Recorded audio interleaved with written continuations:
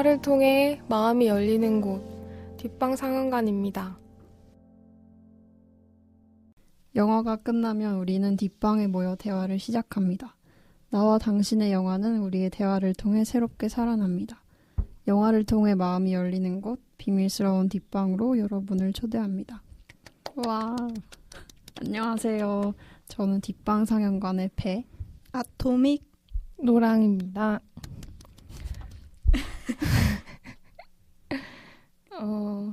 저는 되게 오랜만에 녹음을 해요. 거의 한 달 만인데. 그때 2주년 돼가 그쵸? 그 이후로 오랜만인데 다들 어떻게 지냈을까요? 한 주를 즐겁게 한 것들 얘기해 볼까요? 제가 녹음을 한 지 얼마 안 돼서 뭐가 있을까?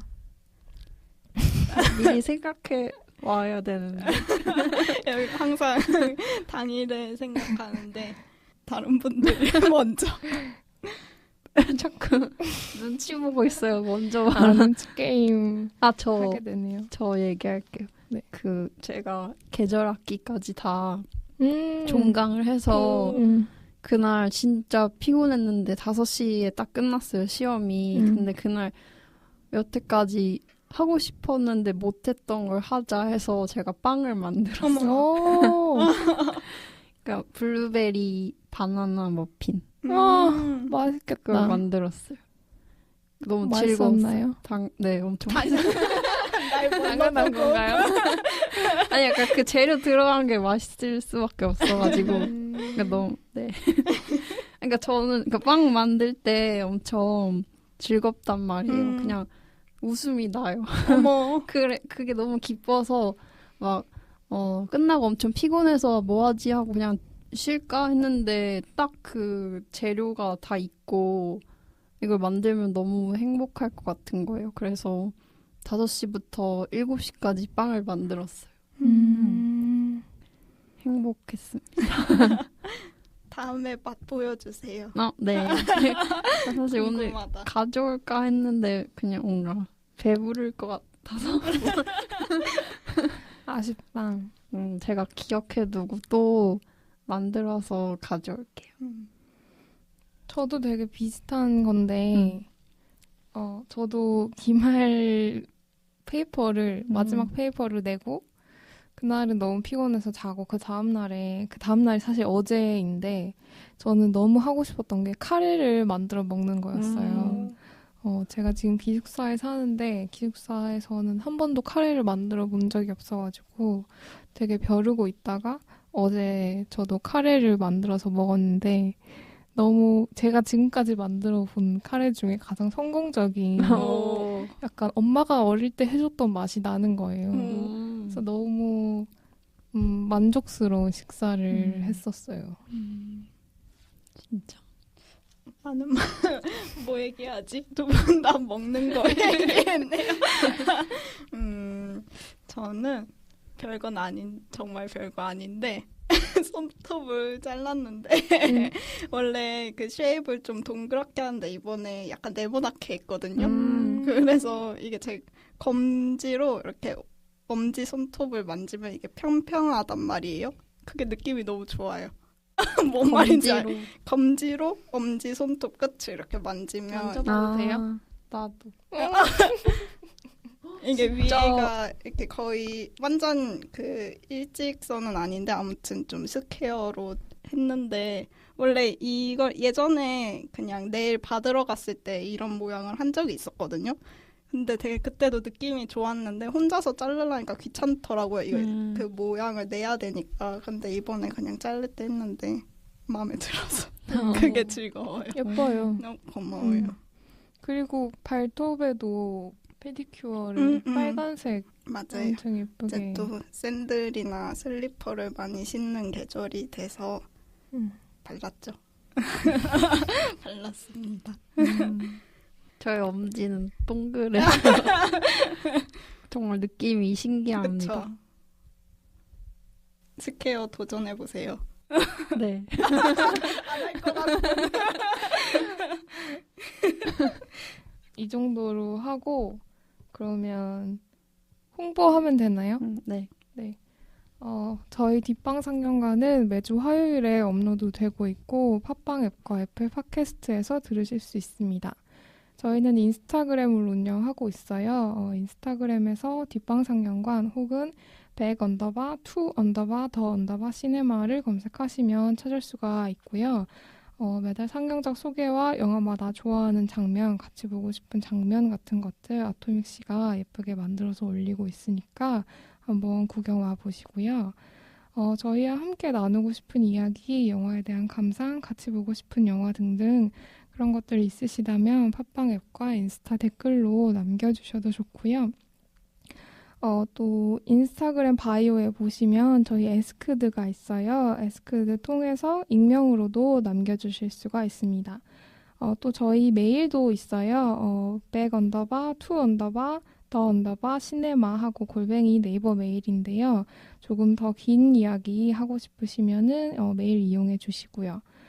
지금까지 말씀드린 내용 모두 팟빵 저희 페이지에 오셔서 방송 소개란에서 확인 다시 하실 수가 있으니까 그렇게 확인해 주시고 구독과 좋아요, 팟빵도 그렇고 인스타도 많이 눌러주시면 저희가 방송을 지속하는 데 힘이 됩니다. 네, 이제 저희 뒷방 상영관 105번째 영화는 샹탈 에커만 감독의 잔느 딜망입니다. 잔느 딜망 예전에 아토믹 씨가 방송에서 얘기한 적 있었어요. 그래서 저도 그때 듣고 오랫동안 보고 싶다고 생각을 했었는데 이게 또 3시간 21분이 되다 보니까 이렇게 선뜻 보지는 못하다가 이번에 보게 됐는데 혹시 뭐 특별히 잔느 딜망 하게 된 계기 같은 거 있을까요? 그때 회의할 때 아마 배가 약간 유럽의 여성 감독들 영화들에 요새 관심이 많다고 해서 이 영화 하면 어떨까 했던 것 같아요. 그리고 저희가 이번 달 약간 주제를 좀 서늘한 공포 영화로 잡았는데 잔느 딜망은 공포 영화는 아니지만 좀 그 뭔가 서늘한 느낌이 있는 영화라서 이것도 꽤 주제에 맞겠다 싶어서 하기로 한 것 같아요. 저도 이 영화를 되게 원래 예전에 봤다가 그래서 방송에서 몇 번 얘기했는데 그냥 되게 궁금한, 그러니까 다른 사람들의 감상이 되게 궁금한 영화였거든요. 저도 이 영화를 그냥 막연하게 봤을 때 되게 느낌이 이상하고 개인적으로 좋아하는 영화긴 하지만 왜 좋은지 잘 모르겠고 무슨 의미를 갖고 있는지는 좀 잘 모르겠는 영화여서 같이 얘기해보면 좋을 거라고 생각했어요. 좋은 것 같아요. 예. 그냥 보고 끝내기 좀 아쉬운 영화. 맞아요. 그러기에는 이 200분을 소비한 게 약간 아까울 수 있어요. 그렇게만 끝내면. 그리고 이거 유튜브에 있더라고요. 그래서 유튜브에 영어 자막이긴 한데 보실 분은 보시면 그러니까 대사가 그렇게 많지 않아서 특별히 어려움 없이 볼 수 있는 것 같아요. 그러면 이제 잔느 딜망 본격적으로 얘기하기 전에 뭐 감독이나 배우 이런 거 뭐 트리비아 얘기를 해볼까요? 네, 우선 감독인 샹탈 아커만은 벨기에 출생이고 파리에서 살았다가 영화를 공부를 하다가 그만뒀다고 영화학교에서 중퇴를 하고 뉴욕에서 건너가서 되게 독자적으로 영화를 만들기 시작했다고 하더라고요. 그 영화학교 중퇴를 하고 영화학교를 파리에서 다녔는지 뭐 브뤼셀에서 다녔는지 잘 모르겠는데 벨기에 영화학교였던 것 같아요. 예술학교? 영화학교? 중퇴를 하고 뭐 어떻게 돈을 모아서 첫 번째로 만든 단편이 이제 우리 마을에 날려버려라는 거고 이게 1968년 18살에 만든 영화래요. 그렇게 한 다음에 이제 72년도에 미국 뉴욕으로 갔다고 하네요. 그리고 좀 아방가르드한 실험적인 그런 작품들 되게 좋아했고 그리고 본인도 되게 다 실험적인 좀 플롯도 대사도 없는 그런 영화를 만들기도 하고 좀 그랬다고 하고요.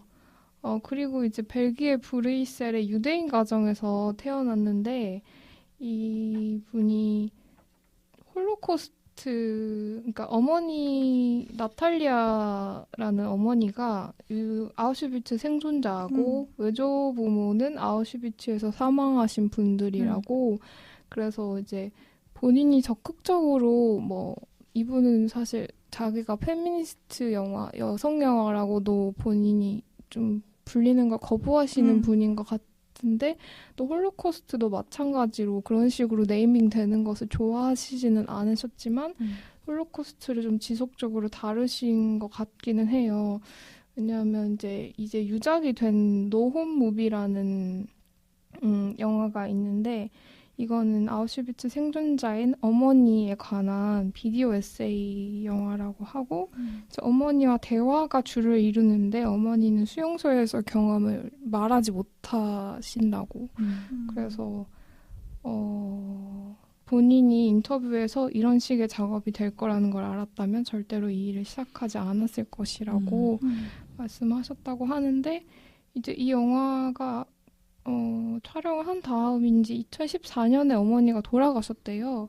근데 돌아가신 이후에 본인이 좀 많이 힘들어하시고 그게 영향이 있을지 잘 모르겠는데 아무튼 그렇고 또 감독님이 영화뿐만이 아니라 좀 뭐 실험적인 뭐 설치 작업도 하고 다큐멘터리도 찍고 그렇게 하셨대요. 그 중에서 또 이제 할머니가 남긴 일기 같은 거에서 영감을 받은 설치 작업도 하시고 그러셨다고 합니다.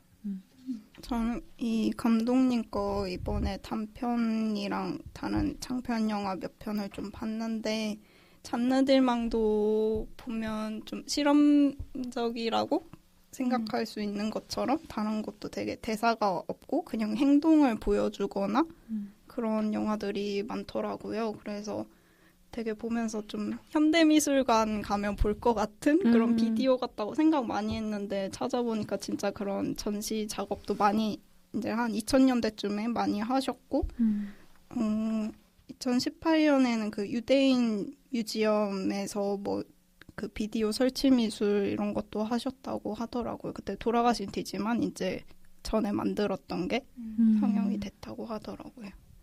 그리고 또 저희가 오늘 얘기할 잔느 딜방에서 잔느 역할을 맡은 젤핀 세이리그를 캐스팅한 것에서 관련하여서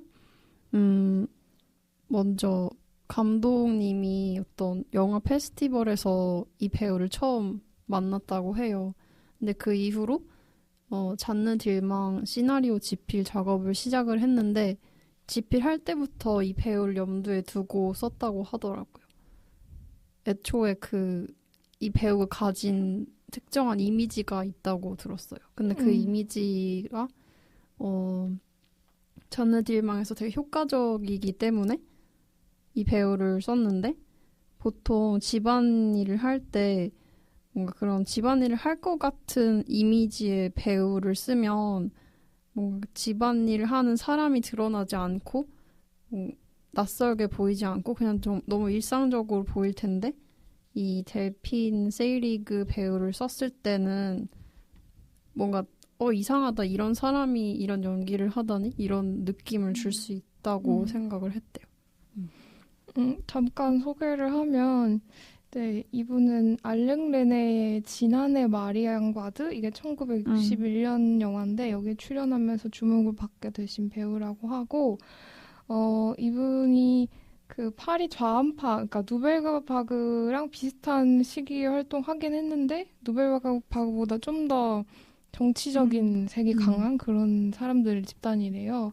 파리 좌안파로 불리면서 되게 지적인 이미지의 여배우였다고 그래서 좀 더 이 영화에서 그런 방식으로 이제 사용이 된 것 같고 제가 봤을 때도 그러니까 전형적으로 가정주부나 가정에서 일하는 그런 이미지가 아닌 배우여서 좀 더 중산층 여성의 이미지도 더 강한 것 같고 맞아요. 그리고 76년에 진행됐던 텔레비전 인터뷰가 있어서 그걸 봤는데 그 이 세일리그 배우가 직접 말하기를 자기는 잔느 딜망의 잔느처럼 삶을 살지 않는다고?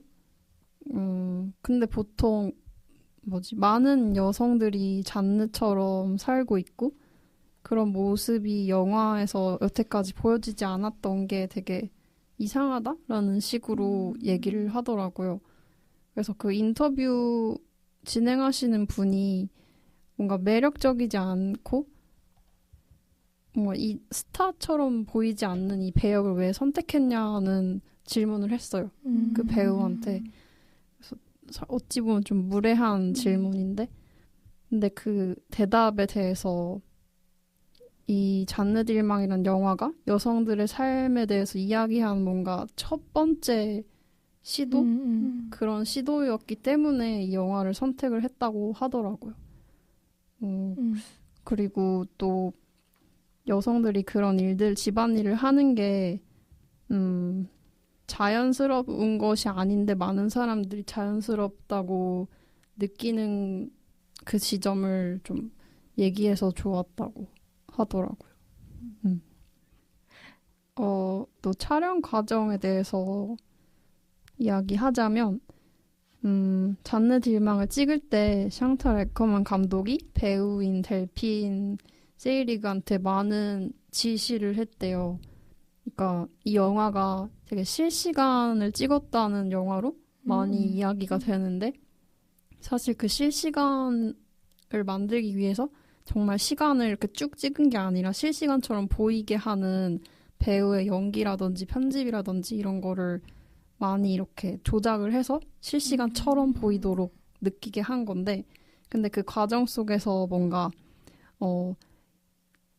배우한테 지시를 내렸는데 예를 들면은 무엇을 할 때 1분 동안 그걸 지속을 하고 뭘 한 다음에는 저기 있는 식료품들을 좀 내려다보고 한 30초 기다렸다가 다시 일로 와라. 막 이런 식으로 되게 상세하게 지시를 했대요. 근데 그 지시하는 과정에서 막 감독이 그렇게 얘기를 하면 배우는 그대로 따르는 게 좀 답답할 수도 있잖아요. 조작하는 것 같고.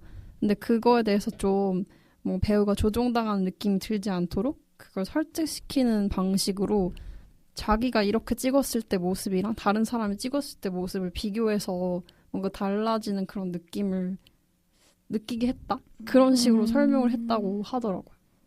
그래서 뭔가 감독이 그런 지시가 어찌 보면 좀 직관적일 수 있는데 그런 걸 설득시키는 방법이 되게 흥미로웠어요.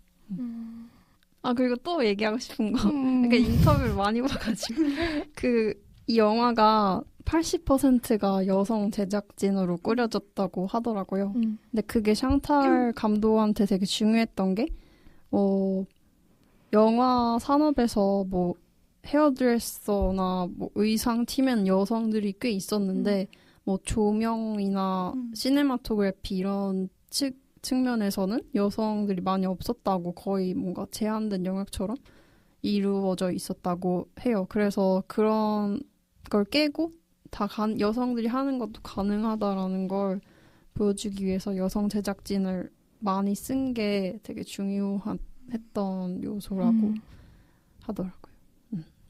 그게 좀 저는 궁금한 지점이에요, 요즘. 그러니까 이게 지났는지 모르겠는데 서울 아트시네마에서 무슨 카메라의 미학 이런 거 강의가 있는데 그중에 셀리시아마 감독 영화를 가지고 그것도 이제 시네마토그래퍼가 여성이시라고 하더라고요. 그래서 이제 여성이 촬영을 하면 다르다 이런 얘기를 하더라고요. 또 이길보라 감독의 기억의 전쟁이라는 영화도 있는데 그것도 이제 감독도 여성이시고 촬영진들도 많이 여성이래요. 근데 이제 이게 남성이 카메라를 잡는 것과 여성이 카메라를 잡는 게 다르다고 얘기를 하는데 어떻게 다른지가 저는 궁금하더라고요. 어떻게 다를지. 그런 게 있는 것 같아요. 뭔가 하나의 행동을 할 때, 예를 들어서 물을 마셔라 했을 때, 사람이 다 물을 마시는 행동을 하는 건 똑같지만, 근데 그 안에 구체적인 방식이 다 뭔가 다르잖아요. 뭔가 그 안에서 사람이 살아왔던 방식, 뭔가 평소 생각하는 거? 그런 게 진짜 그런 작은 행동 하나하나에서 드러난다고 생각하는데, 근데 여성이 공통적으로 살아왔던 삶의 경험들이 축적되어서 나타나는 무언가 있다고 생각해요. 그래서 그런 걸 보고 다르다고 하지 않을까? 여성으로 살아왔기 때문에 느꼈던 어떤 공통적인 무언가가 그런 다름을 느끼게 하는 게 아닐까 생각해요. 뭐 또 있나요? 이 정도로? 그러면 스토리를 얘기하고 영화 얘기를 본격적으로 하면 될 것 같은데, 이제 스토리라기보다는 이 영화는 되게 제가 볼 때 형식이 되게 중요한 것 같아요. 3시간 21분짜리 영화인데 3일을 보여주고, 이제 3일이 보통 똑같은 루틴을 하는 걸 보여주는 거예요. 그러니까 첫 번째 날은 저녁 준비하는 거에서부터 잠들기까지 보여주고, 두 번째 날은 아침에 일어나서 이제 뭐 아침도 만들고 구두도 닦고 이렇게 하고 이제 어제랑 똑같이 저녁 준비하고 저녁 먹고 이런 거 보여주고, 그 과정에서 오후쯤에 이제 남성들이 찾아와서 성노동을 하는 그런 장면이 있고, 그 다음에 이제 마지막 날은, 근데 이게 점점 뭔가 처음엔 굉장히 능숙하고 뭔가 리듬이 느껴질 정도로 이렇게 자연스럽게 하는데 점점 뭔가 이렇게 맞지 않고 균열이 생기고 이렇게 되고, 이제 세 번째 날에는 점점 그런 균열 같은 것들이 점점 더 증폭되는 그런 느낌이 있는데, 이제 마지막에는, 그러니까 첫 번째, 두 번째에는 그 성노동 하는 장면을 그냥 이렇게 방에 들어가고 빛이 조금 바뀌어서 나오고 이런 식으로만 보여주거든요. 근데 세 번째 날에는 그 방까지 안에 따라 들어가요, 카메라가. 그래서 섹스하는 장면을 잠깐 보여준 다음에 이제 잔느가 그 남성을 죽이고, 그러고 난 다음에 이제 잔느의 얼굴을 좀 길게 보여준 다음에 이제 끝나는 걸로 영화가 그렇게 구성이 되어 있습니다. 좀 뭔가 큰 스토리가 있다기보다는 아까 이제 배우님 인터뷰에서도 약간 말한 것 같은데, 여성이 가사노동을 계속 수행하는 거, 뭔가 끊임없는 가사노동을 하는 거를 굉장히 집중을 해서 보여주는 게 특징인 영화인 것 같아요.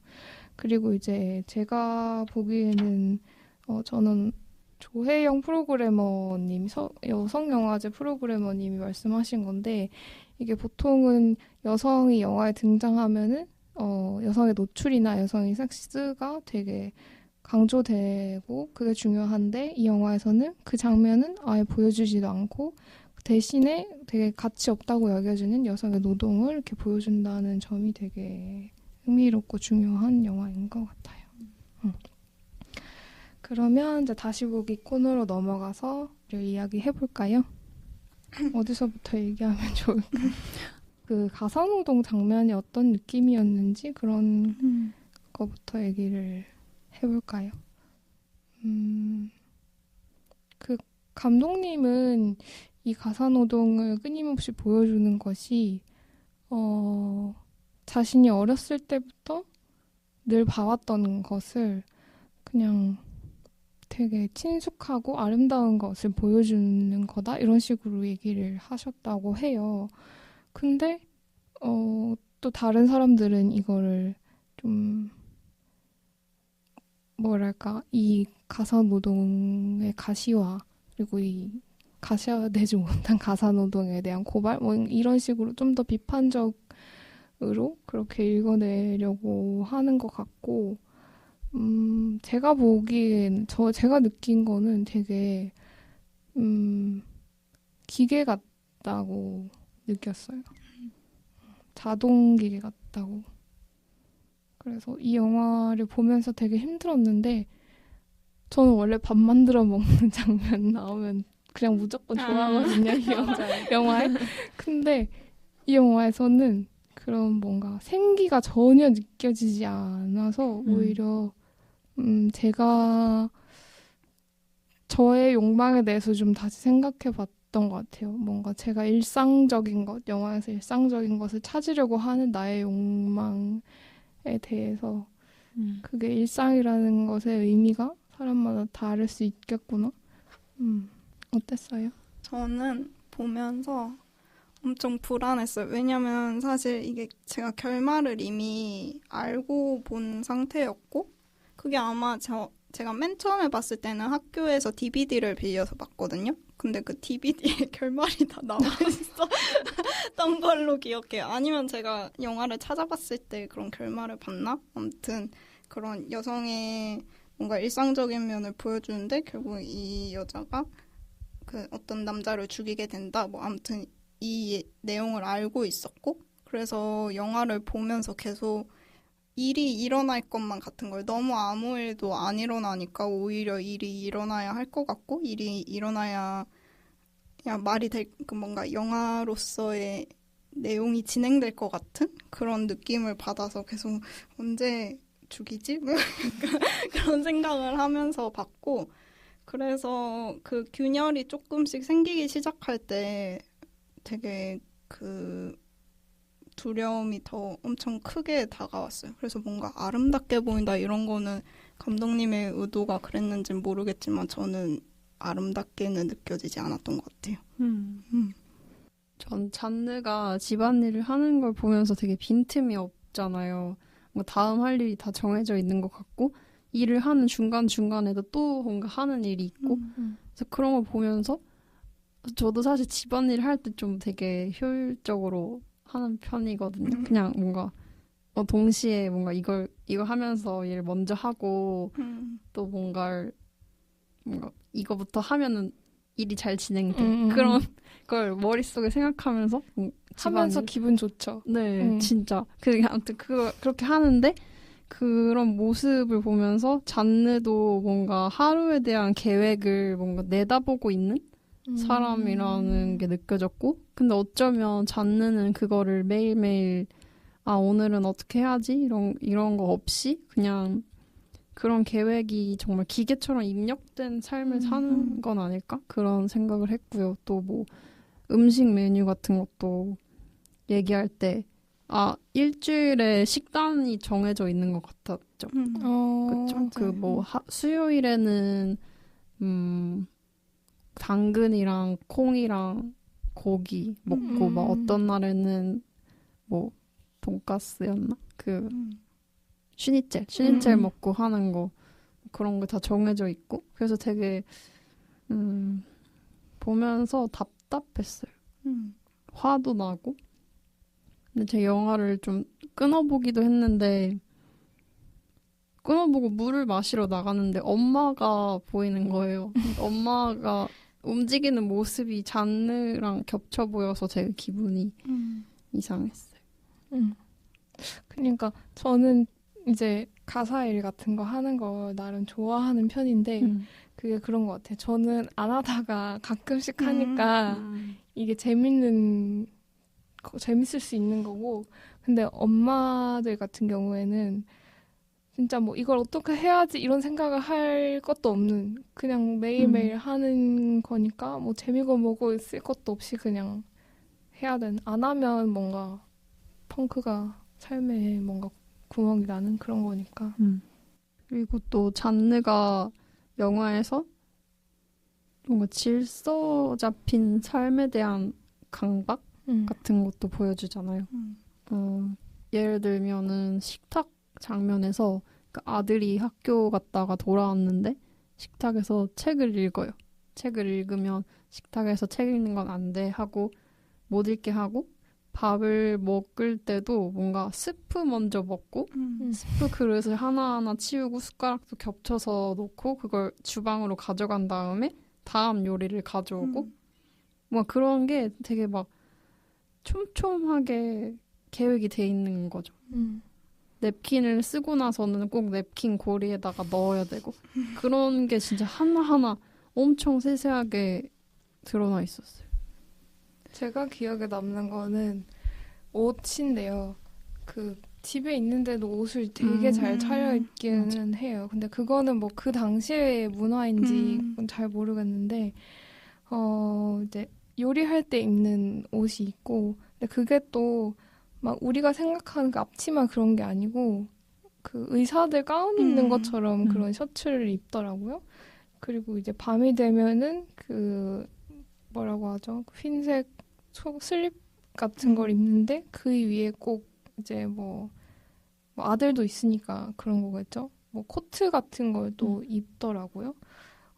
그런 뭔가 이 의상으로 질서를 맞추는 그리고 아까 배도 얘기했는데 이제 불을 껐다 켰다 하는데 어떤 공간에 들어갔을 때 불을 꼭 켜고 그다음에 나오면 불을 꼭 끄고 이것도 뭔가 이제 무대에서 어떤 부분만 불 켜서 보여주고 나머지 불 꺼진 부분은 작동을 안 하는 걸로 우리가 인식을 하잖아요. 그것처럼 그 공간을 통해서 자기의 삶을 이 공간에 있을 때는 이런 행위를 하는 나가 되는 거고 저 공간에 가서 이 불을 켜면 이 행위를 하는 내가 되고 좀 이런 식으로 구획이 딱 정해져 있는 그런 것 같아요.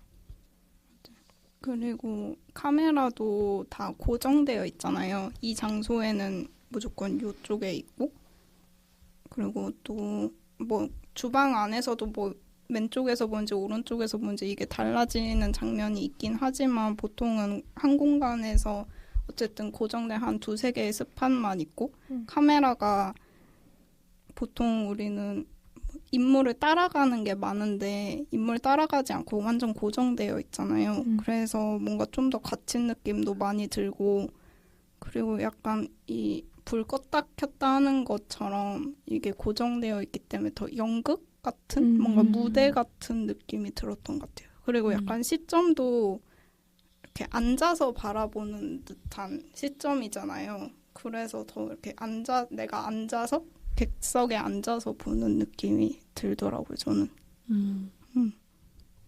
저는 장면 중에서 인상 깊은 거는 뭐 계속 반복되긴 하지만 첫 번째 날에 저녁 준비를 하고 손님을 받은 다음에 그 다음에 음식 준비를 이제 해요. 음식이 거의 다 됐는데 이제 띠릉띠릉하고 아들이 오거든요.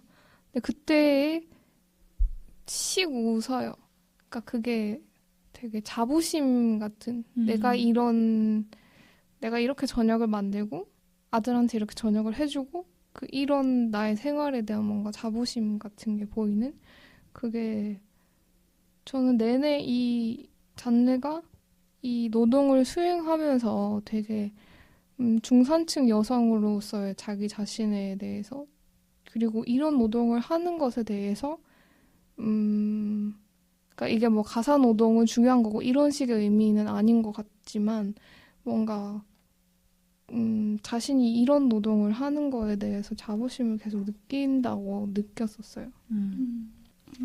저는 자부심 느낀다고는 못 느꼈고 그냥 뭔가 아무 생각이 없는 것처럼 보였어요. 그러니까 처음에 노랑도 되게 기계적으로 보였다 했잖아요. 그래서 그냥 내가 그냥 이게 좋고 싫고를 생각할 겨를도 없이 그냥 원래 해야 하는 일로 생각하고 있었고 이제 균열이 어떤 이유에서인지 균열이 생기면서는 이걸 하는 게 좀 버거워지는 그런 느낌을 받았어요. 그리고 저는 좋았던 장면이 언니 이제 캐나다에서 편지를 받잖아요. 그거랑 이제 아이를 매일 맡기는 이웃이 있는데 그 사람이 하는 얘기 이 두 가지가 좋았는데 왜냐면 이 두 캐릭터가 물론 그 인물로서 이렇게 배우로서 나오진 않지만 어쨌든 목소리를 내잖아요. 편지랑 그냥 목소리만 들리는 소리로.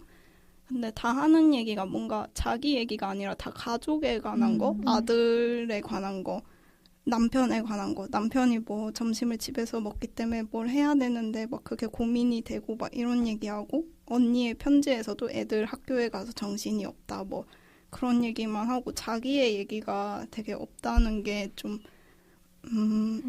생각해 볼 만한 지점이었던 것 같아요. 뭔가 가정주부라는 게 자기가 일을 하지만 그게 자기 일은 아니라고 생각을 하는 거? 그런 것 같아서 뭔가 남을 위한 일만 계속 하게 되는 것 같아요.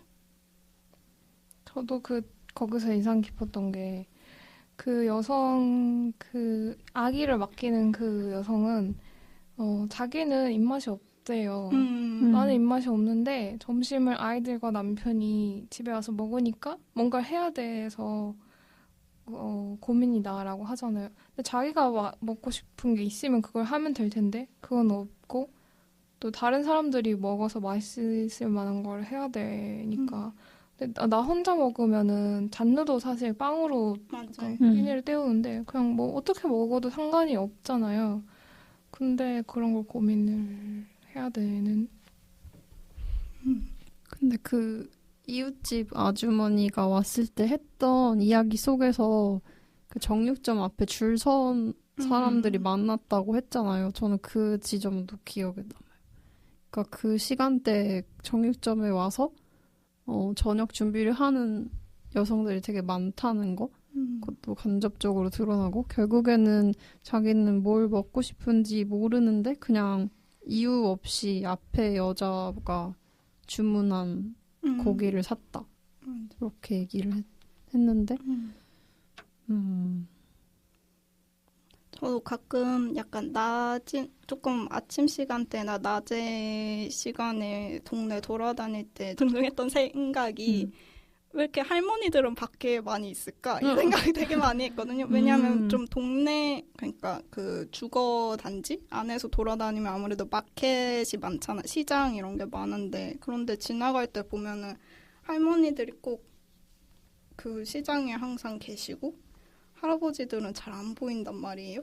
보여도 저 할아버지들이 뭔가 모여 있는 걸 봤을 때는 항상 벤치에 앉아서 모여 있거나 뭐 바둑 두시고 이런 걸 많이 봤지 시장에 온 거는 별로 보지 못해서 되게 항상 나이가 들어도 그 여자가 다 그런 집안일을 해야 되고 어쨌든 할머니 할아버지들의 나이에서는 두 분 다 거의 집에 계시는 뭔가 직업을 갖지 않는 상태일 텐데 뭔가 그런 생각 많이 했어요. 할머니들만 시장에 오는구나 이런 생각을. 그래서 그 정육점 얘기할 때도 그런 생각이 들더라고요. 저 할아버지들 볼 수 있는 곳 한 군데 아는데 어디? 저 시립도서관, 공립도서관 같은 데 가면은 할아버지들이 그렇게 뭘 맞아요. 자꾸 공부를 하고 계세요. 근데 저는 또 보면서 다들 뭐 무슨 공부 하실까 이런 게 궁금하기도 하고 또 뭐 할아버지들 사실 대학교 도서관 같은 데서는 볼 수가 없잖아요. 뭐 아이들도 그렇고 그래서 볼 수 있어서 좋다라고 생각하면서도 할머니들은 없지라는 생각이 저도 들었던 것 같아요. 맞아. 영화에서 그 카메라가 공간을 그러니까 다 보여주지 않고 부분 보여주잖아요. 근데 아들이 오기 전까지는 그 거실에 소파 있는 공간이 한 번도 나타나지 않았었다가 아들이 와서 의자에 앉았을 때 보여주는 거예요. 그러니까 잔을 따라가던 그 카메라가 그 거실을 보여주지 않았다는 건 잔느가 쉬는 시간이 없다는 거고 앉아서 뭐 책을 읽을 시간도 없다는 거고 근데 아들이 왔을 때는 뭔가 여유로운 그런 시간이 있어서 그 공간, 거실에서 책 읽는 그 공간을 보여줬다는 게 저는 되게 기억에 남았어요.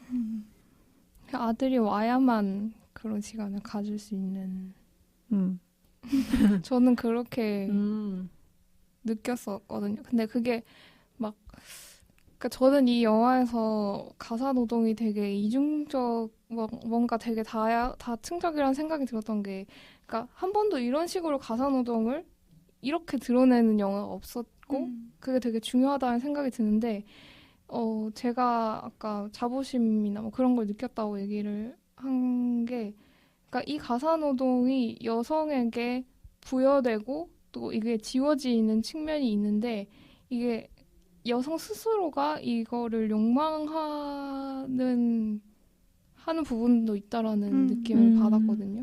이게 분명히 중산층 여성이 가정에서 수행을 하는 거고, 그리고 이 영화에서도 뭐 가게 점원이나 이런 식으로 일하는 여성들이 몇몇 등장을 하잖아요. 근데 그게 뭐 잔느가 정확히 그렇게 느꼈을지는 몰라도 그들과의 뭔가 차이가 있고, 물론 그들도 당연히 집에서 가사노동을 다 하면서 이중노동을 하고, 잔느도 또 다른 이 집을 돌리기 위해서 또 다른 생계를 위한 노동을 하는데, 뭔가 이 여성 스스로가 이 집안에서의 가사노동을 하는 거에 대한 중산층으로서의 욕망 같은 게 저는 있다고 느꼈던 것 같아요. 뭔가 그렇기 때문에 이 영화를 하나의 방식으로만 해석하는 걸 좀 거부하는 것 같아요. 감독이. 그러니까 그런 욕망이 있을 수 있고, 근데 그 동시에 만약에 그런 여성의 삶에 대해 생각해 봤을 때 이 욕망이 과연 여러 선택지가 있는 가운데에서 그거 정말 원해서 선택한 욕망인지 아니면은 달리 선택할 그런 옵션이 없기 때문에 그냥 그렇게 살게 됐기 때문에 그 안에서 욕망할 수 있는 게 이거밖에 없어서 그걸 욕망하는지 그거는 되게 다른 것 같고 그 배우를 잘 모르는데 우리는 대부분 알 수 있잖아요. 그 당시 여성들의 삶의 옵션이 결혼해서 집에서 가사노동 하면서 살거나 아니면은 동시에 가사노동 하면서 밖에서 다른 직업을 가지거나 인데 저는 정말 약간 그런 행복한 만족스러운 그런 건 잘 모르겠더라고요. 이 영화에서 저는 아무리 생각해도 그런 조건, 뭔가 다른 선택권 없이 그런 삶을 살게 됐다? 그런 점을 생각하지 않을 수가 없어서. 근데 그 안에서 또 욕망이 어떤 식으로 나타나는지는 또 다르겠지만. 제가 그래서라기보다는 그러니까 다른 선택지를 생각을 해봤어요. 네. 잔느는 지금 성노동을 해서 생계를 이어가고 있는 것처럼 보이는데 그런 노동이 아닌 다른 뭐 대표적인 젠더화된 근데 그런 노동을 하지 않고 다른 노동 뭔가 사회에서 공공연하게 여성의 노동으로 인정받은 노동을 하면은 되게 남성의 노동보다는 좀 같이 절하된 노동을 할 수밖에 없잖아요. 여성에게 주어진 노동은 그런 것뿐이니까 만약에 그런 걸 한다면 지금의 생활만큼의 생활은 유지를 못할 것 같아요. 분명히. 그래서 잔느가 현재의 노동을 선택했다라는 생각도 들고 혹은 뭐 재혼을 할 수도 있잖아요. 이 영화에서도 재혼에 대한 얘기가 나오는데 그러니까 보통 이제 이런 중년의 여성이 나오는 영화면은 제가 또 그 최근에 할리우드 뭔가 멜로드라마 영화를 볼 일이 있어가지고 그런 여성 같은 경우엔 재혼을 할 것이냐 말 것이냐 그리고 뭐 재혼을 할 때 젊은 남성이랑 하면 약간 마을에서 소문이 난다던가 그러니까 그런 영화들은 여성의 섹슈얼리티를 뭔가 사회적으로 인정할 만한 것이냐 이런 문제를 던지는 그런 것 같아요. 그러니까 보통 일반적인 멜로드라마를 생각하면은 이제 과부가 된 여성이 뭔가 남성들을 만나고 뭔가 남성을 욕망하고 이런 식으로 나오는데 이 영화에서는 좀 그런 방식은 아니잖아요. 그래서 왜 재혼을 하지 않지? 사실 중산층의 삶을 유지하는 가장 빠른 길이잖아요, 재혼이. 근데 아들이 이렇게 너무 장성한 아들이 있어서 그런가? 그런 생각도 들고 뭐 아무튼 이런저런 생각을 해보게 되는데 아들 얘기 해볼까요? 일단 아들이 학교에서 돌아오면 잔느가 코트랑 목도리를 다 받아주고 애가 의자에 앉아서 가방에 있는 걸 다 꺼내요.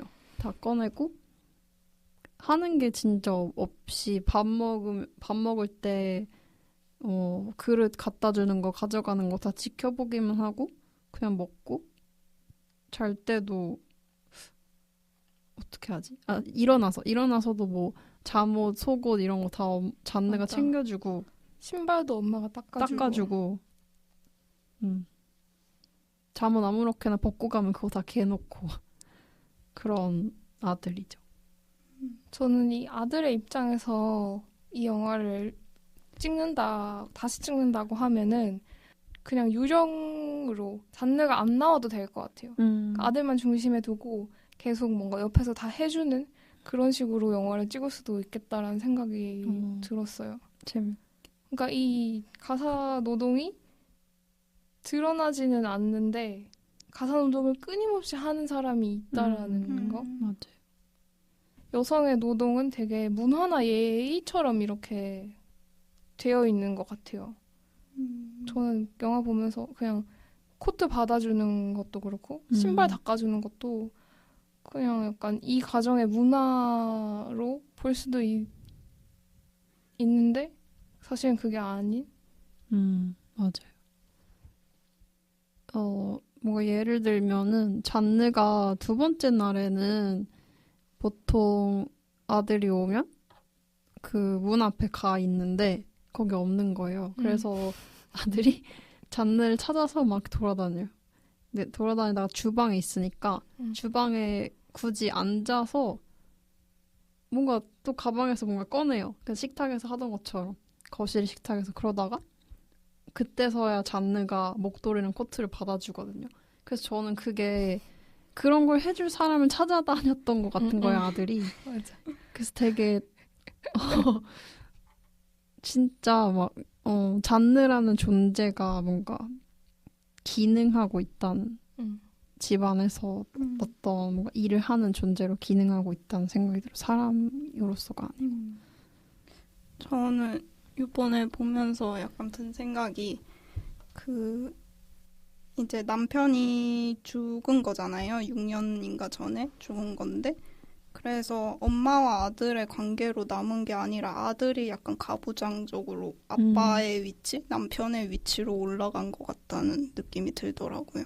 만약 아빠가 그러니까 남편이 있었으면 남편한테 그렇게 똑같이 행동을 하는데 그때도 아들한테도 똑같이 했을까? 그거는 잘 모르겠어요. 네 건 네가 해라고 할 수도 있지 않을까요?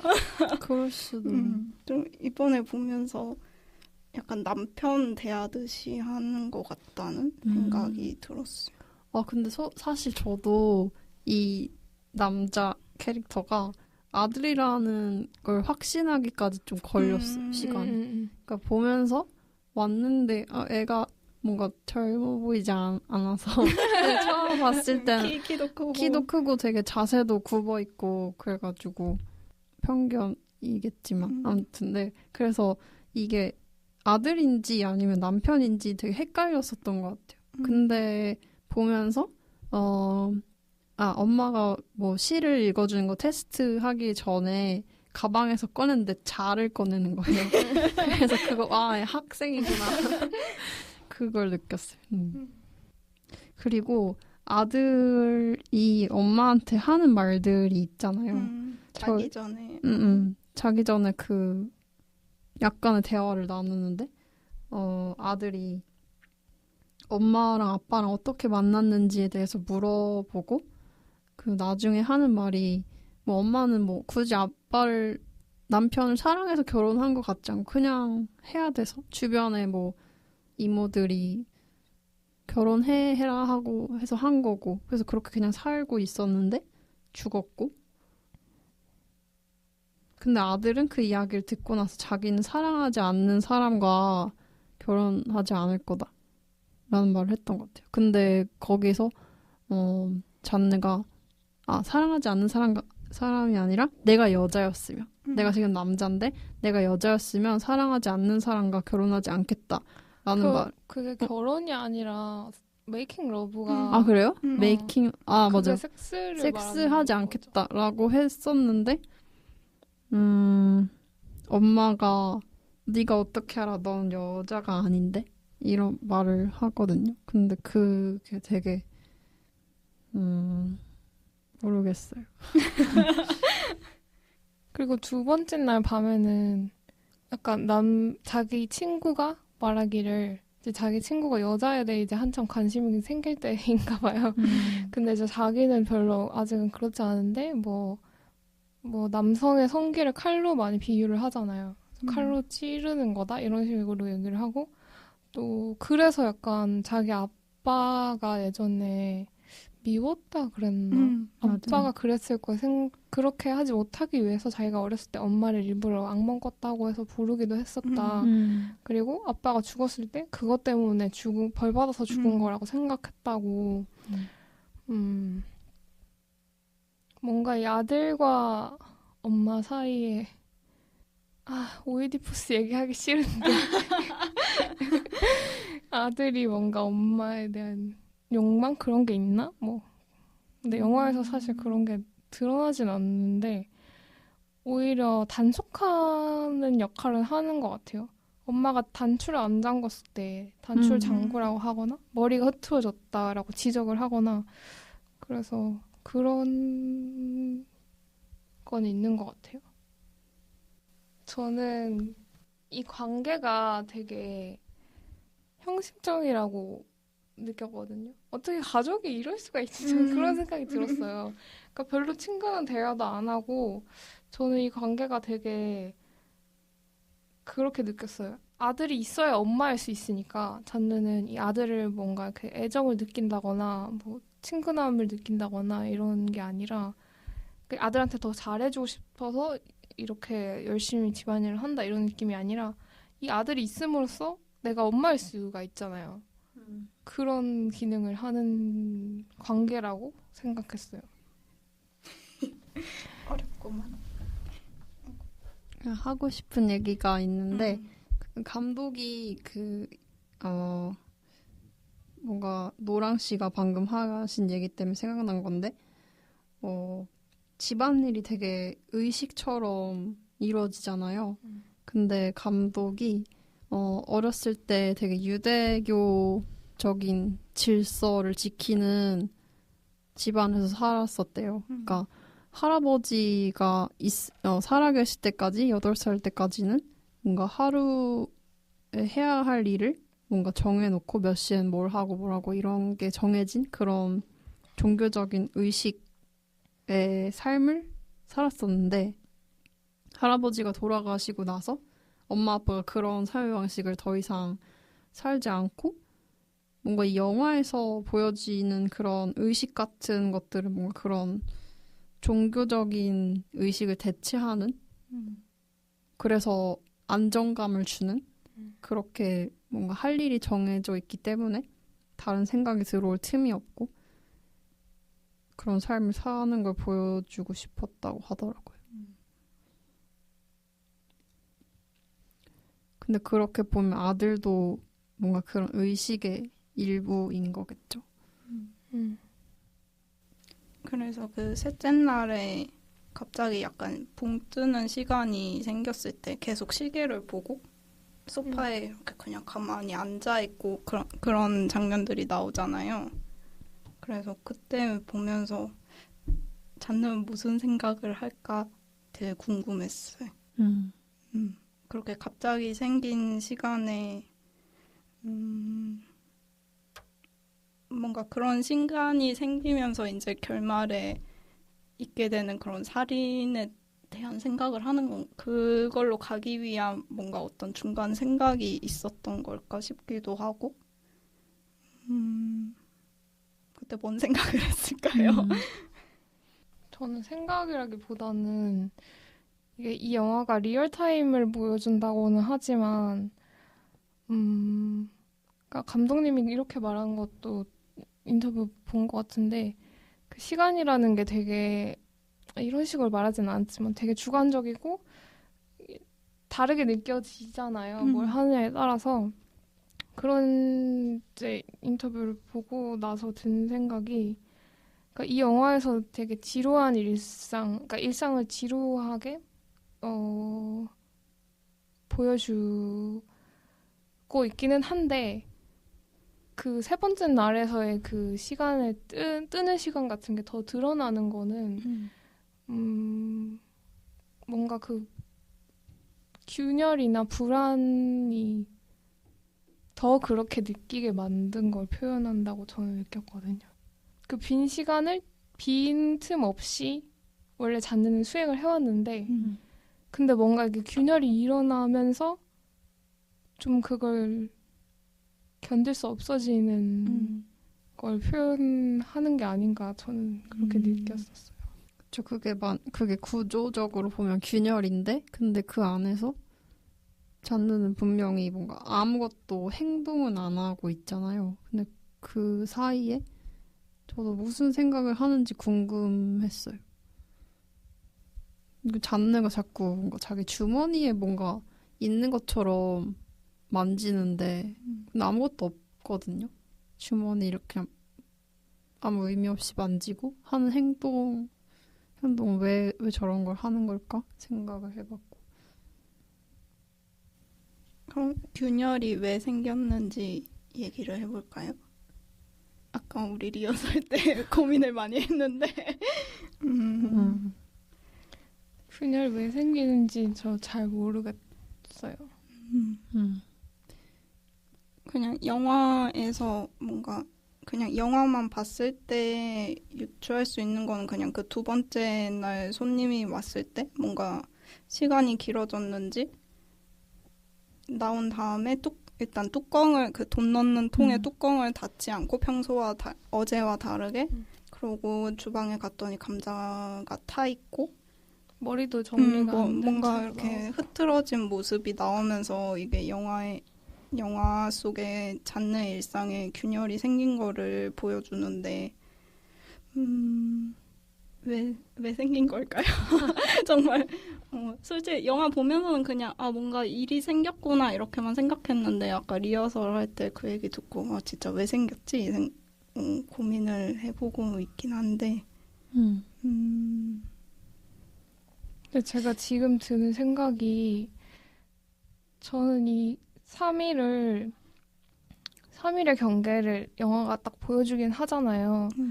그래서 잠을 자는 게 경계라고 이게 되어 있기는 한데 그 성노동을 하는 그 기점이 이 날들의 경계인가 싶기도 한 게 그러니까 이런 생각을 왜 하게 됐냐면 성노동을 하는 여성이라는 사실을 전 알고 봤거든요. 근데 이 사실을 되게 지우고 보고 싶어 하는 또 사람들이 있었다고. 그러니까 계속 가사노동을 보여주고 성노동 장면을 직접 보여주진 않잖아요. 남자들이 왔다 나갈 뿐이지. 그래서 그 시간 동안 무슨 일이 있을까라고 모르고 보는 사람은 모를 수도 있잖아요. 그래서 이거를 또 무시하고 지나칠 수도 있을 것 같은데 근데 저는 이게 성노동이라는 걸 알고 봤기 때문에 그런 노동을 하는구나라고 생각을 하긴 했거든요. 그리고 그럴 수도 있지라고 저는 생각을 하고 본 것 같아요. 그래서 이 가사노동이나 뭐 크게 다를 거 없는 노동이라고 저는 생각을 하면서 봤던 것 같은데 근데 분명히 다른 노동이라는 생각이 또 들어서 이게 뭐 그럴 수도 있지라고 생각하는 게 오히려 뭔가 이 다름을 보지 못하고 있는 건가 내가 그런 생각도 들고 그래서 성노동에서 균열이 생겨나는 것인데 그런데 나는 내가 그걸 못 봤나? 그런 생각도 드네요. 그러니까 이 균열에 대해서 저도 아토믹이 얘기했던 것처럼 영화에서 균열이 일어난 이유라기보다는 그 균열의 모습을 관찰할 수 있었고 감독님이 인터뷰에서 말씀하신 거는 뭔가 이것만은 저도 약간 납득이 되지 않는데 아무튼 뭐라 말씀하셨냐면 두 번째 성노동의 고객한테서 오르가즘을 느꼈대요. 그래서 그 이후로 뭔가 철저히 이 집안에서는 여성의 성적인 뭔가 여성의 섹슈얼리티가 소거돼 있는 최대한 집안일로 채우고 성노동하는 시간도 아니, 그 모습도 거의 보여주지 않는 그런 식으로 하루가 구성되고 영화도 그렇게 구성되어 있었는데 그 섹슈얼리티를 뭔가 좀 부각시키게 된 사건? 이 오르가즘을 느낀 거라고. 그래서 그 이후로 균열이 생겼고 다음날 세 번째 날에도 그 남자와의 섹스 장면은 나오잖아요. 근데 그때도 오르가즘을 느꼈기 때문에 뭔가 내 삶의 균열을 내는 이 섹슈얼리티를 없애는 식으로 그 남성을 죽였다라고 하더라고요. 그러니까 죽이고 나면 다시 질서가 찾아오는 거죠. 그렇다고는 해요. 근데 잘 모르겠어요. 그렇다고는 합니다. 어렵네요. 그냥 영화 봤을 때는 그냥 그러니까 그냥 그렇다는 게 뭐 영화가 그저 그랬다는 얘기가 아니라 그냥 이런 영화구나 이런 얘기하는 영화구나 했는데 찾아볼수록 더 어려운 영화인 것 같아요. 이거 뭔가 글들을 읽을수록 더 어렵고 얘기할수록 더 어려운 것 같기도 하고. 저는 이 영화 보면서 성노동에 대해서 생각해 보게 됐는데 그러니까 이 영화가 또 다른 영화들이랑 다른 점이 보통 여성의 성노동은 여성이 어떤 궁지에 몰렸을 때 하게 되거나 뭐 혹은 뭐 납치를 당한다든지 이렇게 해서 하게 되는 경우가 많은데 이 여성은 그걸 선택해서 뭐 한 거겠죠?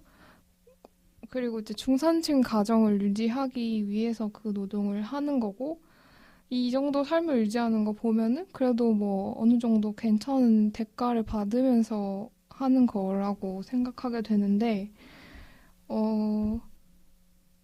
그러면은 이 영화는 그 여성의 성노동도 남성들이 시장에서 자신의 노동을 판매하는 것처럼 그렇게 똑같이 그런 노동으로 보여주는 건가? 뭐 그럴 수도 있지. 근데 뭔가 그러면 섹슈얼리티 그 오르가즘을 느끼면 그러면 뭔가 노동에서 그러면 안 되는 건가? 왜 안 되죠?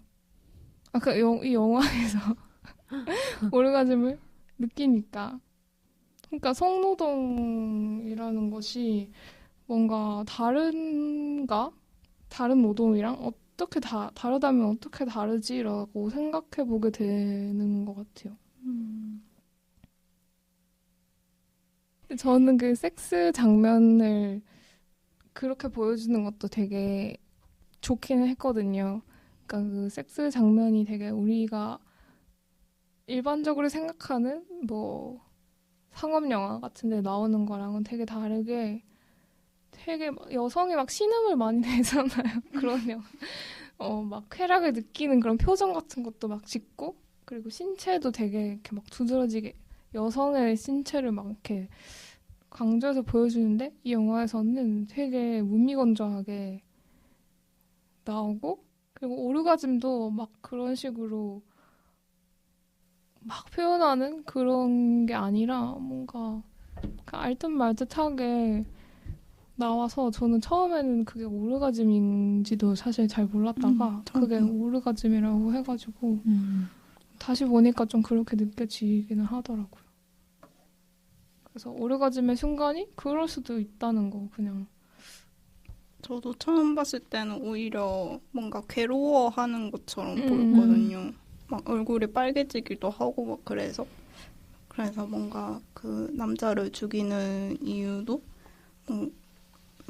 그런 괴로움을 느끼기가 싫어서 약간 처음에는 그렇게 생각했는데 그게 오르가즘이라면 왜 죽였을까? 아니면 모르겠다. 너무 어려워. 너무 어려워. 아니 말이 되게 모순된 하려고 보니까 모순되는 말인 것 같아서. 아니 뭔가 그 아들이 한 말도 자기가 여자라면 뭔가 사랑 없이 그런 섹스를 할 수 없을 것 같다 이런 얘기를 하고 그게 어떻게 보면 그런 오르가즘을 그런 사랑 없는 상태에서는 뭐 느낄 수 없을 것 같다는 얘기랑도 통하는 것 같아서 뭔가 여자는 그러면 안 된다는 느낌? 남자는 그럴 수 있지만 약간 그렇게 말을 했다고 저는 그렇게 이해했거든요. 아들의 말이. 근데 그래서 뭔가 잔느가 그런 성노동을 할 때 자신이 오르가즘 느낀 거에 뭔가 좀 뭐라 표현해야 될지 정확히 모르겠지만 뭔가 그런 스스로를 좀 스스로한테 화가 난 것 같은 느낌도 들었어요. 그러니까 무슨 말인지 알겠나요? 네. 그래서 그래도 사실 상관없는 건데 뭔가 그런 사회적인 편견 속에서 뭔가 자기도 그렇게 생각을 했던 게 아닐까 싶기도 했어요. 아들한테는 뭐 너는 여자가 아니라서 모르잖아 라고 말은 했지만 어쩌면 스스로도 그런 편견을 갖고 있었기 때문에 뭔가 자신이 그런 성노동 중에 오르가즘 느낀 거에 되게 반감이 생겼던 것 같기도 해요. 근데 왜 잔느는 자살하지 않고 남자를 죽였을까요? 저는 결말도 사실 되게 궁금해서 뭐 여러 가능성을 생각해 봤는데 남자한테 죽임을 당하는 것이 사실 더 흔한 케이스라는 생각은 들거든요. 그렇잖아요. 그런 이제 뭐 그런 범죄도 많고 하니까 혹은 뭐 우리 얘기해보기로 했었는데 이 샹탈 에커먼 감독의 첫 번째 단편이 우리 마을을 날려버려 이 영화인데 이 단편에서는 그 이제 짧은 단편이라서 부엌이라는 한 공간에서만 진행이 되는데 부엌에서 막 이것저것 하다가 결국에는 그 부엌을 불을 질러서 날려버리거든요. 그래서 저는 그런 가능성도 있는데 근데 남자를 살해를 한 거잖아요. 저는 그러니까 죽이고 나서 왜 죽였지? 이런 생각을 했어요. 죽이고 나서 어두운 그 거실의 식탁에 잔느가 앉아서 막 옷에 피가 묻고 불도 켜지 않고 막 밖에 조명들이 얼굴을 막 이렇게 비쳐 있잖아요. 그런 상태로 되게 오랫동안 그런 잔느의 모습을 보여주는데 한 5분 넘게 그동안 잔느가 무슨 생각을 하고 있는지 잔느의 표정에서 보이는 뭔가 단서 같은 게 있지 않을까 하고 관찰을 해봤는데 잔느가 웃는 것처럼 보이는 거예요. 저도 약간 그래서 되게 후련한가? 뭔가 속 시원한 게 있나? 그런 생각을 했어서 저는 뭔가 제가 읽고 싶은 방식은 잔느가 이렇게 답답한 삶을 살아왔고, 그러니까 제가 보기에 답답한 그 뭔가 질서 안에서 할 일이 다 정해져 있고 그런 여성에게 그런 행동 강요되고 그게 자연스럽고 그걸 하지 않으면 이상한 그런 삶에서 벗어나고 싶어서 그 남자를 죽였고 왜냐면 성노동을 해야 이 삶이 유지되잖아요. 그래서 그 죽임으로 인해서 드디어 뭔가 아무것도 안 하고 앉아있을 수 있는 그런 쉬는 시간이 생긴 건가? 그래서 비로소 자유로운 존재가 됐나? 그런 생각을 했는데 근데 그건 너무 제가 읽고 싶은 대로 읽은 것 같은 거예요. 잔느가 근데 아까 저희가 얘기했던 대로 뭔가 이 질서가 잔느에게 주는 중요한 요소 같은 게 있잖아요. 그래서 그런 것들에 대해서는 어떻게 이 죽음과 연결시킬 수 있는지는 잘 모르겠어요. 근데 사실 저는 이 죽음이 뭐 살인이어서 그렇지 균열의 한 조각 중에 하나쯤으로 봐도 괜찮다는 생각도 들기는 하거든요. 그런데 저는 이게 마음에 썩 들지는 않는 상태인 것 같은데 왜냐면이라는 것도 그냥 생각을 해보면 왜냐면인데 정확히 저도 잘 모르겠지만 그러니까 여성이 남성을 죽이는 것도 되게 손쉬운 결말이라는 생각이 들어요. 그러니까 여성이 되게 뭐 순수하거나 뭐 정숙하거나 그런 존재로 나오는 것도 많지만 여성을 되게 무서운 존재로 그리는 것도 많잖아요. 그래서 그런가? 그래서 왜 약간 저는 그냥 충동적으로 죽이는 것처럼 느껴졌는데 그냥 여성을 또 다시 이런 존재로 만들어 버리나 이런 느낌이 들었던 것 같아요. 전 죽인 이후의 삶에 대해서도 생각해봤는데 너무 걱정스러운 거죠. 왜냐하면 이 삶을 유지하는 게 원하는 거라고 생각할 수 있는, 잔네가 원하는 거라고 생각할 수 있는데 사람을 죽이면 뭔가 달라지잖아요. 계속 그대로일 수가 없는데 근데 또 저희가 생각을 해봤잖아요. 아까 죽인 이후에 또 뭐 잔네가 어떻게 할 것인가. 죽였다는 사실을 그냥 묻어두고 정말 질서 유지하기 위해서 아들이 오면 그대로 밥하고 똑같은 이전의 삶과 똑같다고 여기면서 계속 살까?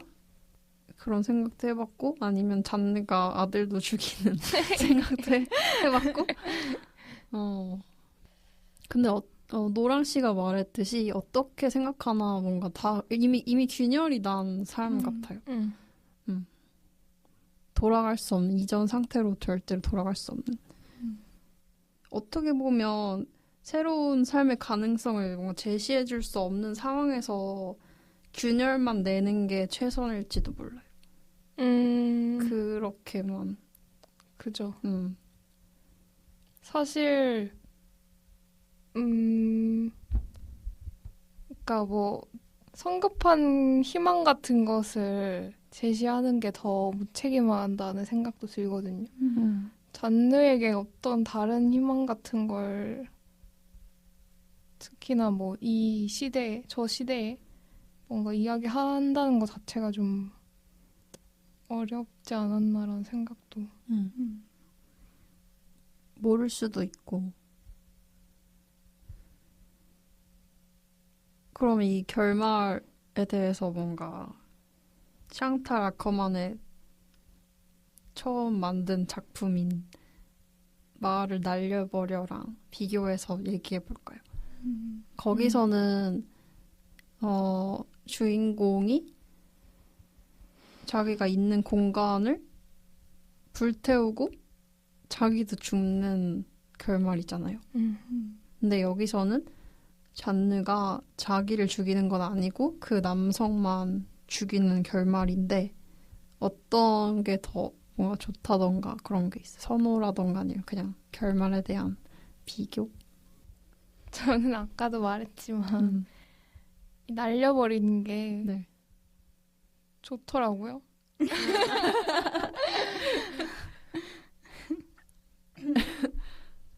모르겠어요. 그 살인을 하는 것과 이렇게 공간을 날려버리고 근데 저는 그런 생각을 못했는데 아까 배는 여성이 스스로 자살을 하는 것이 좋지 않다고 얘기를 해줬잖아요. 그래서 저도 아 그렇네 라는 생각이 들어서 근데 저는 약간 그런 욕망이 있어요. 그 존재하지 않는 것이 되고 싶은 욕망 같은 게 있거든요. 그러니까 죽고 싶은 게 아니라 존재하지 않고 싶은 그럴 수 있으면 좋겠다는 생각을 하는데 그럼 이 공간과 내가 함께 사라지면 약간 그렇게 되는 느낌인 거예요. 그래서 되게 할 수만 있으면 되게 좋은 결말인데라는 그런 느낌이 들었던 것 같고 진짜 아니 전 내가 이런 생각을 했나 싶은데 지금 죽이고 나면은 처리가 곤란하잖아요. 네. 그래서 이후의 삶이 걱정돼서 내가 그 결말이 싫었나 싶기도 하고 뭔가 노랑의 생각 이렇게 쫓아가는 것 같아요. 근데 제가 죽는 게 뭐 여성의 죽는 결말이 안 좋다기보다는 뭔가 그게 만약에 실제 삶이라면 저는 그 상황에서 어떻게든 뭔가 살아야지 다음 이야기가 생기잖아요. 그렇기 때문에 더 이상 여자가 죽는 걸 보기 싫다? 그런 느낌이었는데 근데 실제로 죽는 게 아니잖아요. 그런 경우라면 만약에 영화에서 죽었다면 그건 정말 뭔가 새로운 걸 만드는 행동이 될 수 있겠죠. 왜냐면 진짜 죽는 게 아니니까. 부수는 것 자체로 의미가 생기니까 난 안 죽고 영화에서만 죽고 이렇게 덧붙이자면 왜냐면 이미 짜여진 판을 다 엎어버리고 싶을 수도 있잖아요. 그런 걸 해주는 게 다 폭파시키고 나도 죽고 너도 죽고 다 죽고 그 다음에 새로 만드는 거죠. 근데 막 이 잔느딜만 뭔가 그런 새롭게 생기는 뭔가 그런 느낌이 없긴 하죠. 저는 두 결말 중에서 선호는 없는 것 같고 그냥 좀 그 내 마을을 날려버려 봤을 때는 조금 통쾌한 느낌 같은 게 저도 뭔가 들었거든요. 근데 잔느딜망은 저도 노랑이 말한 것처럼 그럼 이제 어떡하지? 약간 이 생각이 들었어요. 이제 잔느는 어떻게 되는 거지? 뭘 해야 되지? 약간 그런 좀 걱정이 들긴 하더라고요. 근데 어떻게 보면 그 내 마을을 날려버려해서 물론 그 자기가 속해 있는 공간을 다 폭파시키는 거니까 나도 날아가는 거긴 하지만 그 제목이 내가 아니라 마을을 날려버리는 거잖아요.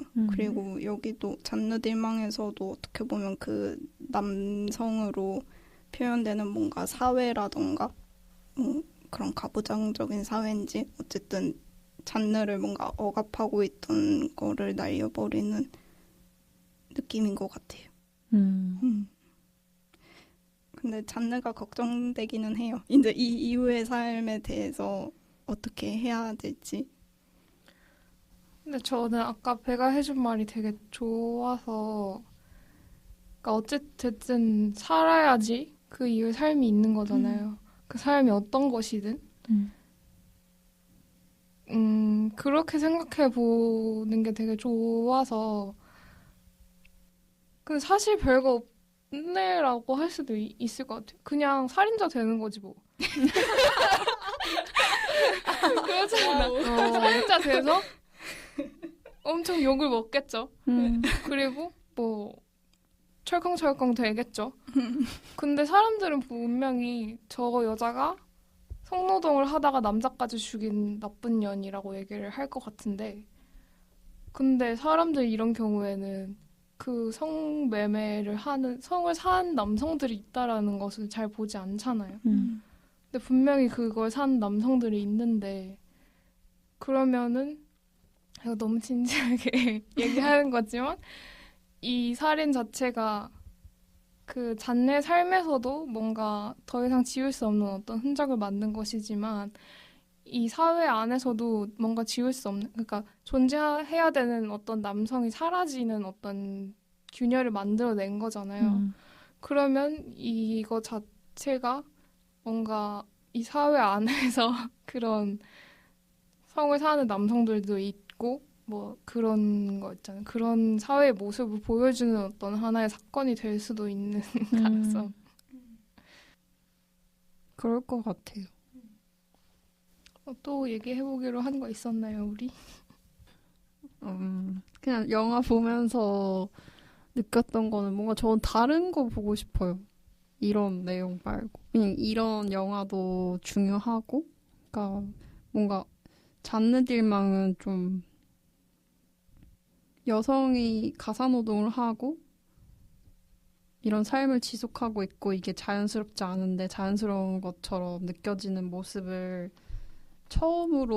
거의 처음으로 보여준 영화인데 뭔가 그 다음을 제시하진 않잖아요. 그러니까 되게 갇힌 느낌? 균열을 내긴 하지만 그게 그런 느낌인데 뭔가 저는 다른 게 보고 싶어요. 근데 이거를 이 영화한테서 바라는 건 아니니까 뭔가 네.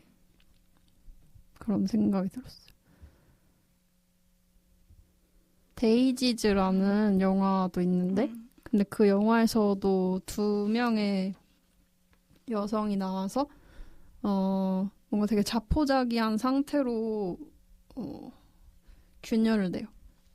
그러니까 막 남근 상징의 소세지를 막 자르고 음식을 막 푸르주아 예절 있잖아요. 꼭 지켜야 하는 그런 거를 지키지 않고 막 던지고 밟고 막 그런 행동들을 보여주는데 근데 그걸 보면서 그게 그 시대에서 획기적인 사건이 된 영화가 될 수는 있겠지만 뭔가 저는 그 다음엔 뭔데 그걸 원하는 거죠. 그래서 그 영화는 뭔가 그 시대에 맞는 역할을 했던 것 같고 뭔가 다른 걸 보고 싶어요. 계속 침잠하게 되는 것 같아요. 계속 균열을 냈는데 난 더 보고 싶은데 그 다음이 뭔지. 근데 나는 왜 자꾸 이걸 보면서 걱정을 하지? 그런 생각이 드는 거죠. 그랬어요. 저는 자꾸 중산층 여성의 욕망에 대해서 생각하게 되는 것 같은데, 이게 완전히 맞는 맥락인지는 모르겠지만, 그 82년생 김지영이라는 소설도 있고 책도 있잖아요. 근데 이 지영이의 삶이 저는 되게, 이 책도 좋아하고 영화도 나름 좋아하는 편인데 근데 이 지영이의 삶은 되게 중산층적인 성공한 우리 사회에서 정상성을 유지하는데 성공한 삶이잖아요. 그래서 어떤 사람이 그런 얘기를 하는 걸 들었거든요. 그 여성들이 왜 이 이야기에 그렇게 공감하는지 모르겠다고. 근데 사실 저는 그 얘기 들으면서 좀 짜증이 나긴 했는데 근데 한편으로 맞는 게 왜냐면 이 여성은 너무 성공한 여성이고 사실은 여기까지 가지 못한 여성들이 훨씬 많을 텐데 이 여성의 삶에 여성들이 동일시하고자 하는 욕망도 있는 거 아닌가? 이 소설은 그 여성의 어떤 그렇게 그러니까 엄청난 성공은 아니지만 정상적으로 잘 살아온 삶임에도 불구하고 맞닥뜨려야 되는 어떤 것을 보여주지만 근데 다른 한편으로는 그렇지 못한 여성들이 사실은 엄청 많은데 그 여성들에 대해서는 잘 또 얘기하지 않는 게 아니냐? 그래서 뭐 중산층 여성이 나쁘다라고 그런 건 아닌데 그리고 이 영화는 그런 걸 보여주는 영화니까 그냥 그렇게 보면 되는데 또 어떤 그 밖에 다른 여성들의 삶도 있을 테니까. 맞아. 근데 되게 그런 뭔가 다른 여성들의 삶을 그 작품이 보여주지 않는다 해서 뭔가 그 작품한테 뭔가 블레임하는 거 그거는 되게 나쁘고 뭔가 다양한 여성의 삶을 그리는 작품들이 많아져야 하는데 여성 문제랑 계급 문제가 뭔가 우위가 있는 것처럼 말을 하는 거는 되게 그 작품한테 부당한 평가인 것 같다는 생각이 들어요. 그죠. 영화가 많아지면 다양한 얘기를 할 수 있는데 영화가 한두 개밖에 없으면 그 영화가 모든 것을 말해주길 기대하니까. 맞아. 그렇고요. 얘기를 이 정도 해야 될 것 같아요. 지금 시간이 거의 다 되어가서. 그러면 이제 자유 코너 없이 되게 하고 싶은 얘기들 쭉 이렇게 그냥 얘기를 해봤고요. 이번에는. 그리고 이제 그들 각자의 영화관 코너로 넘어가서 우리에게 각자에게 이 영화가 어떤 의미인지 얘기해 봅시다.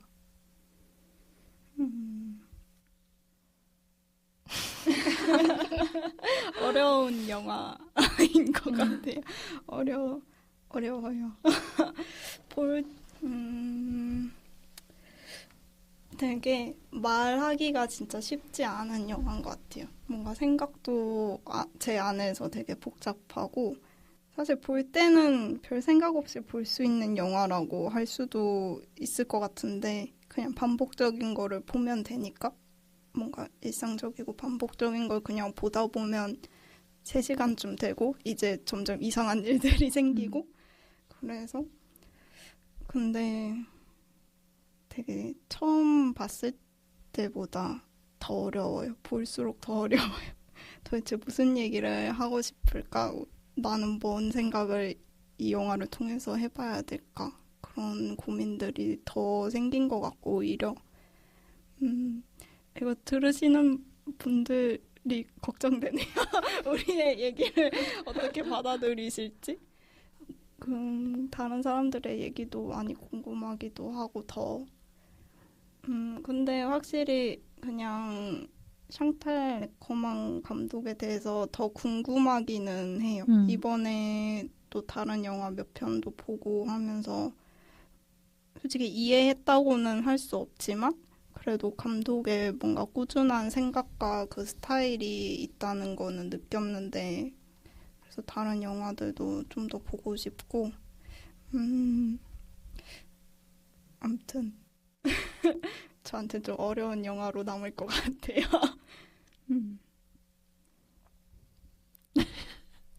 지금 너랑 씨가 저에게 손짓을 하고 있는데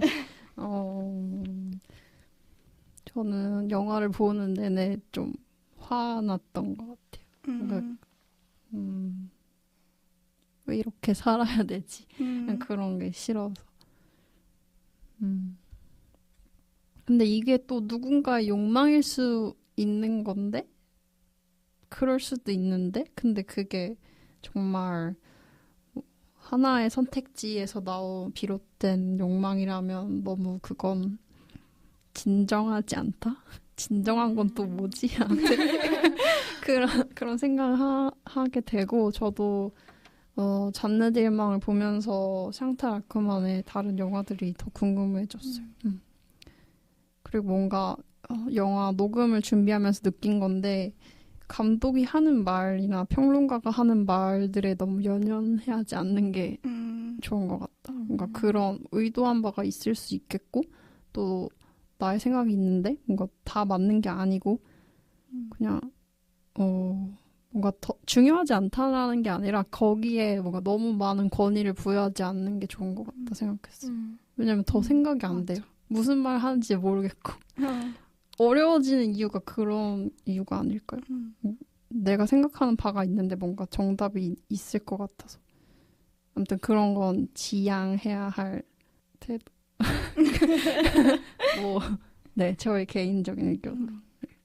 저도 같은 맥락인지는 모르겠는데 그 두 번째 섹스에서 오르가즘 느낀 거라고 감독이 얘기를 하잖아요. 네. 근데 그거는 영화에도 나오지 않는 건데 맞아요. 감독이 그런 말을 했다고 해서 내가 그거대로 영화를 해석할 필요는 없다라고 생각을 했거든요. 오히려 그걸 모르는 채로 생각을 하는 게 더 많이 생각이 이어나갈 수 있는 것 같아서 제가 자꾸 대답을 미룬 이유가 모르겠어가지고 저도 이 영화가 저에게 어떤 되게 흥미로운 텍스트인 것 같고 그런데 그냥 아주 순수하게 그냥 저의 감상을 얘기하면 저는 되게 좋아할 줄 알았거든요. 제가 이 영화를. 근데 좋지 않았어요. 너무 형식적이다라고 느낀 것 같아요. 근데 그게 사실은 의미가 있는데 이 영화에서는 근데 확실히 한 번쯤 볼만한 영화인 것 같고 또 저는 한 셋째 날 돼서야 이 영화를 제대로 보고 있다라는 느낌이 좀 들었어요. 그러니까 셋째 날을 보기 위해서는 첫째 날, 둘째 날 꼭 봤어야만 하는 그런 느낌도 들고 아무튼 더 생각을 해야겠다 이런 영화입니다. 맞아. 되게 제가 또 어떤 인터뷰에서 읽은 건데 이 영화에 GV 같은 게 있었나 봐요. 그러니까 감독님이 살아계실 때. 근데 이 영화였나 다른 영화였나 아무튼 잔느딜망인가 감독이 어떤 영화에 대해서 얘기를 하는데 어떤 학생이 그 샹틀 아커만한테 질문을 하는데 어떤 사용하는 말이 일상적이지 않고 그러니까 일상도 누구나에게 같은 건 아니겠지만 아무튼 되게 학술적인 용어를 써서 말을 했는데 감독이 그 질문자한테 그런 말을 넌 친구한테도 하냐고 물어봤다는 거예요. 그래서 이런 말을 어떻게 해석해야 되지? 뭔가 학생한테 너무 가혹한 말이 아니었을까? 이런 생각도 하고 또 영화를 접근할 때 너무 뭔가 내가 느끼는 바가 있고 딱 생각이 드는 게 있는데 그거를 부풀려서 말하게 되는 경향이 있진 않은가? 그런 생각도 했어요. 그러니까 뭐 이런 거예요. 절제된 롱테이크로 연이어 담아내며 관객들이 영화의 물질성, 즉 문자 그대로의 지석을 즉각적으로 경험하게 하고 이런 거 말하는 거예요. 그런 거겠죠. 근데 그런 거에서도 충분히 이야기가 나오고 논의가 나오잖아요. 근데 그것만이 뭔가 영화 유일한 접근 방식은 아니라는 거. 근데 그거를 왜 그 질문 정말 궁금했을 수도 있는데 왜 학생한테 친구한테 그런 얘기를 하냐 하는 그것도 또 다른 감독의 건의가 된 것 같고 그래서 되게 복잡한 마음이 들었어요. 그렇네요. 그러면 오늘 녹음 어땠는데 왜 웃는 거지? 약간 산 넘어선 같은 생각이 드네요. 강도 있고 산도 있고.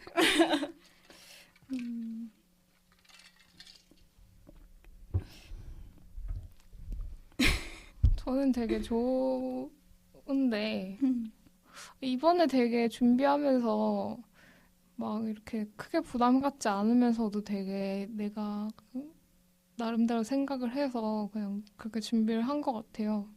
그래서 좋았던 것 같아요.